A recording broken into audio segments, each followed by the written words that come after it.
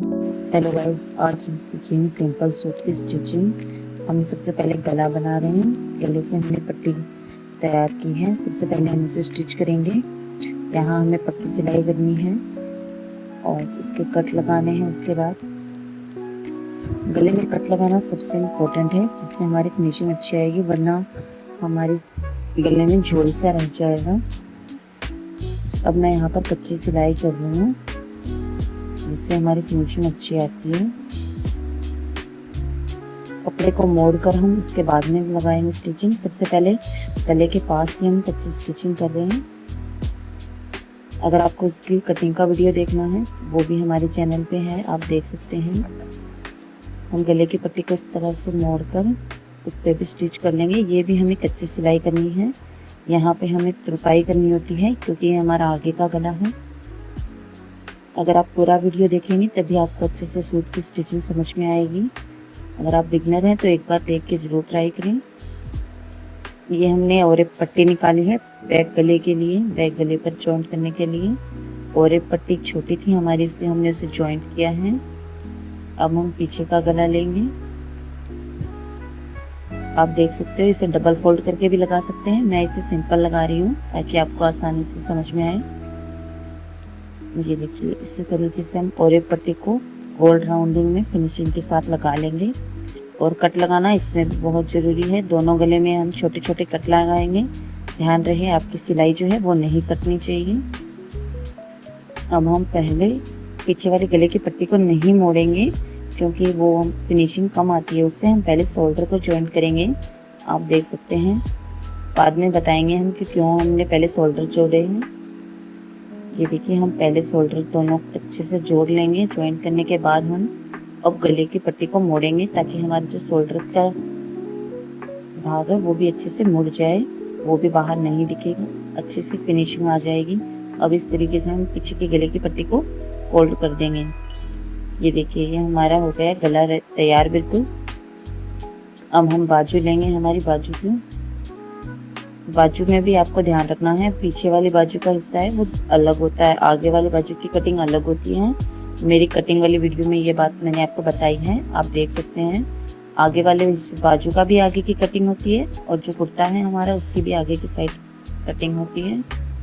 दोनों कटिंग वाले हिस्से हमें आगे रखने हैं। अब हम फिटिंग का निशान लगाएंगे। निशान तो हमने लगाया है, हम इस पर स्टिच करेंगे। जो आपने निशान कटिंग के टाइम आप जो निशान साथ में लगा लेंगे तो बहुत इजी रहेगा।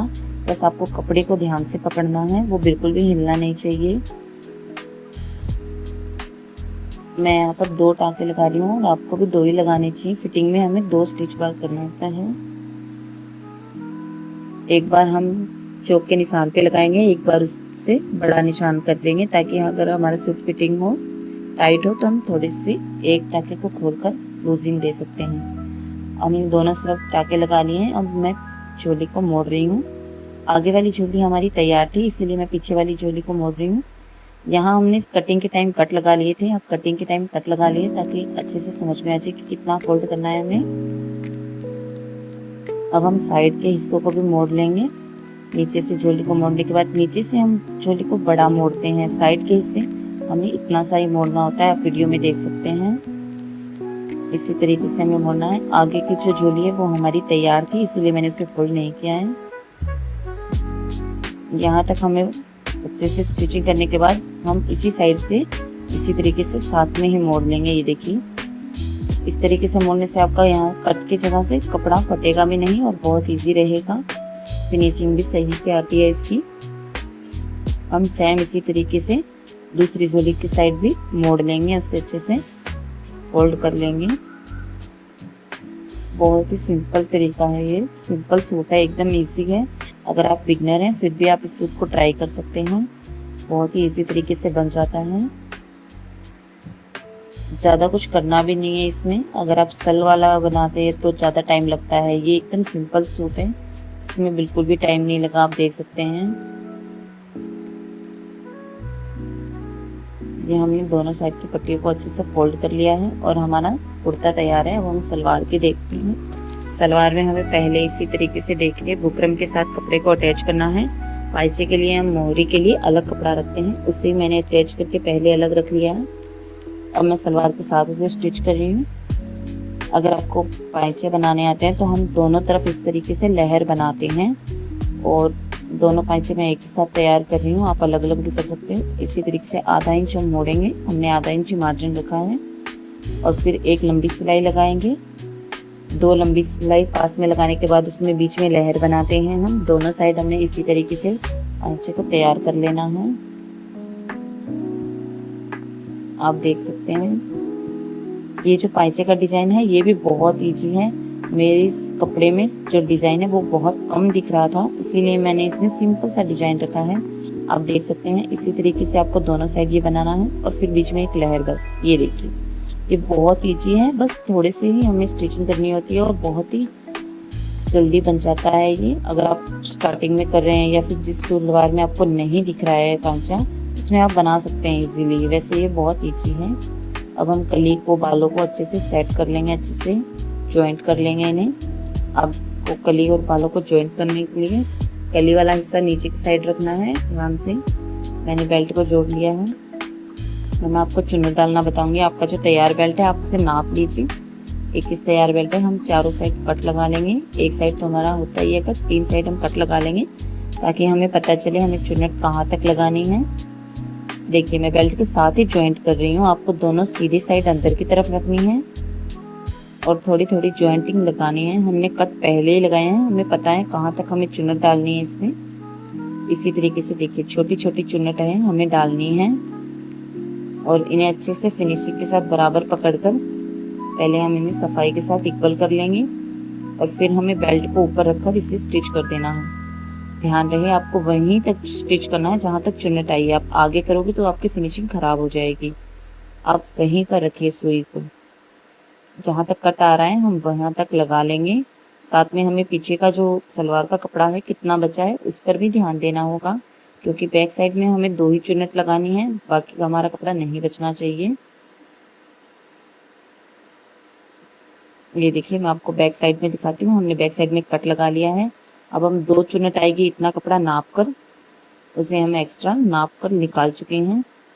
अब मैंने ये 2 चुन्नट लगा लिया है अच्छे से। ये हमारी बीच की सिलाई आ गई। आपको ध्यान रखना है पीछे के कपड़े में ये देखिए चुन्नट हम बीच की साइड ही करेंगे। दोनों चुन्नट का आमने सामने मुंह करना है आपको। इसी तरीके से हमें सिंपल स्टाइल में बना देना है इसे। हम आधा इंच मार्जिन रख रहे हैं उसी पर। अब हमारा कट आ चुका है। ये देखिए मैंने कट से थोड़ा सा आगे तक ही चुन्नट डाली है। अब देखिए हमें अपोजिट साइड चुन्नट लेनी है। उस साइड हमने आगे की साइड चुन्नट का मुंह रखा था, अब हमें इस साइड मुंह रखना है ताकि हमारी सलवार में अच्छी तरीके से चुन्नट लग जाए एक ही साथ। आपको बार बार मशीन नहीं उतारनी पड़ेगी, आप इस तरीके से आसानी से लगा सकते हैं।